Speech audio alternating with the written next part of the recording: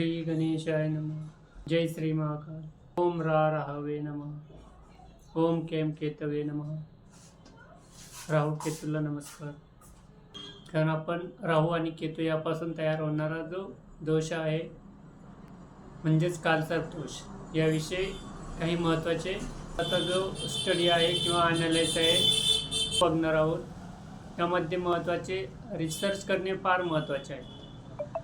बऱ्याच वेळा लाईफमध्ये वेगवेगळ्या प्रकारचे जे प्रॉब्लेम्स किंवा समस्या जाणवतात, जसे की प्रोफेशनमध्ये, व्यवसायामध्ये अडचणी, आर्थिक अडचणी, पैशासंबंधी अडचणी, विवाहाविषयी अडचणी, कौटुंबिक समस्या, अशा बऱ्याचशा वेगवेगळ्या प्रकारच्या जर अडचणी किंवा समस्या जाणवत असेल तर यामागे बऱ्याच वेळा जे रिझन्स असते, कारण असते, ते म्हणजे कालसर्प दोष असे सांगण्यात येते. आणि त्यासाठी हजारो रुपये किंवा मागण्या, पूजा किंवा शांती विधी करण्यास सांगितल्या जातात. हे कितपत योग्य आहे हे रिसर्च करणे महत्त्वाचे आहे. जसे की जन्मपत्रिकेमध्ये कालसर्प दोष कधी तयार होतो किंवा कसा तयार होतो यामध्ये जे आहे, ज्यावेळी जन्मपत्रिकेमध्ये जे 12 हाऊस आहेत किंवा 12चे घर आहेत, यामध्ये कुठल्याही हाऊसमध्ये जर राहू आणि केतू, जसे की इकडे किंवा इथे आणि इथे, म्हणजे जन्मपत्रिकेमध्ये जर राहू आणि केतू यांच्या मध्ये जर बाकीचे किंवा इतर सर्व ग्रह किंवा प्लॅनेट्स जर प्रेझेंट असतील तर कालसर्प दोष तयार होतो. ते मे बी ह्या एक बाजूला किंवा ह्या एका बाजूला असे कुठल्याही एका बाजूत जर प्रेझेंट असेल तर कालसर्प दोष तयार होतो. यामध्ये आता महत्त्वाचे म्हणजे की जर राहू आणि केतू जर रेट्रोग्रेड असतील किंवा वक्री असतील, म्हणजे जर इतर प्लॅनेट्स या डायरेक्शननी मूव्ह होतात तर राहू आणि केतू हे बॅकवर्ड किंवा अपोजिट डायरेक्शननी मूव्ह करतात. म्हणजे जर प्लॅनेट्स राहू आणि केतू यांच्या या डायरेक्शनमध्ये किंवा ह्या ॲक्सिसमध्ये जर प्रेझेंट असतील तरच कालसर्प दोष तयार व्हायला पाहिजे. हे महत्त्वाचे आहे. पण प्लॅनेट्स जर ह्या हाफमध्ये असो किंवा ह्या हाफमध्ये असो, ह्या बाजूला असो किंवा ह्या बाजूला असो, कुठल्याही बाजूला जरी असले तरी कालसर्प दोष आहे असं सांगितलं जातं. बऱ्याच असं बघितलं जाते की ग्रह जे आहेत राहू आणि केतू यांच्यामध्ये आहे, पण एखादा ग्रह जसे की मंगळ आहे किंवा जे शनी आहे किंवा कुठलाही एखादा ग्रह जर बाहेर असेल तरी पण काय सांगितलं जाते की हा आंशिक कालसर्प दोष आहे आणि यासाठी शांती वगैरे करावं लागेल असं सांगण्यात येते. हा पण इथे क्वेश्चन मार्क आहे. असं सांगण्यात येते बऱ्याच वेळा की राहू हे ह्या सर्पचं जे आहे माऊथ किंवा तोंड आहे आणि केतू जे हा टेलवाला किंवा शेपटीवाला भाग आहे. म्हणजे हा जो सर्प आहे हा या ग्रहांना काय करतोय, एक प्रकारे गिळून घेतो आहे किंवा यामध्ये हे प्लॅनेट्स काय होतात, ट्रॅप केले जातात. त्यामुळे त्यांना मुवमेंटला किंवा हालचाल करण्यास काय होते, प्रॉब्लेम्स येतात. आता इथे महत्त्वाचे जे आहे की ही जी कंडिशन आहे ही during the time of birth, म्हणजे ज्यावेळेस ह्या पर्सनचा किंवा इंडिव्हिज्युअलचा ज्यावेळेस जन्म होतो त्यावेळेस ही कंडिशन असते. त्यानंतर जे प्लॅनेट्स आहेत हे काय होतात, त्यांच्या डेजनुसार काय होतात, भ्रमण करत असतात किंवा मुवमेंट करत असतात.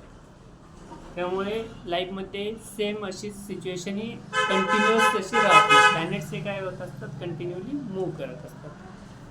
ह्याचे इफेक्ट्स आहेत हे ज्यावेळेस याची जी दशा किंवा अंतर्दशा जी आहे, म्हणजे राहू आणि केतू यांची जे काही महादशा किंवा अंतर्दशा आहे तेव्हाच आपणास याचे इफेक्ट्स हे बघण्यास भेटतात. हे पण महत्त्वाचे आहे की पूर्ण लाईफ किंवा पूर्ण आयुष्यभर याचे जे इफेक्ट्स आहेत हे आपणास बघायला भेटतात. हे पण रिसर्च करणे येथे महत्त्वाचे आहे. त्यानंतर हे अशा प्रकारचे बरेचसे एक्झाम्पल्स असतात किंवा बऱ्याचशा प्रकारच्या जन्मपत्रिका असतात ज्यामध्ये आपण व्यवस्थित बघू शकता. इथे राहू आहे, इथे केतू आहे आणि याच्या बाहेर इकडे गुरु आहे, मंगळ आहे, तरी पण ह्या पत्रिकेमध्ये विवाह जमत नसल्यामुळे यांना कालसर्प दोषची शांती किंवा पूजा करण्यास सांगितलेली आहे. तर यामध्ये महत्त्वाचे जे आहे आपला व्यवस्थित जे चांगले किंवा जे काही तज्ज्ञ ॲस्ट्रॉलॉजर्स आहेत यांच्याकडून जन्मपत्रिका अनालाइज करणे, त्यांचा सल्ला घेणे हे फार महत्त्वाचे असते. नाहीतर विनाकारण काय होते, आपण कुठल्याही प्रकारचे ग्रहाची शांती वगैरे करतो जेणेकरून हे जे प्लॅनेट्स आहेत हे आपणास येणाऱ्या ज्या त्यांची दशा किंवा अंतर्दशा यामध्ये जे काही रिझल्ट्स देणार आहेत ते देऊ शकत नाहीत. कारण आपण त्यांची एनर्जी आपण यांची इथे काय केलेली असते, शांत केलेली असते किंवा त्यांची जी एनर्जी आहे ही कमी केलेली असते. त्यामुळे ते जे आहे आपल्याला जे पॉझिटिव्ह रिझल्ट्स द्यायचे आहेत ते देऊ शकत नाहीत. आता बऱ्याच वेळेस बघा, हे जे कालसर्प दोष आहे याला बऱ्याच वेळा कालसर्प योगा असे पण म्हणतात. बऱ्याच वेळा असं सांगितलं जातं की कालसर्प योगा आहे. कालसर्प योग आणि कालसर्प दोष हे पण क्वेश्चन मार्क्स आहे तिथे.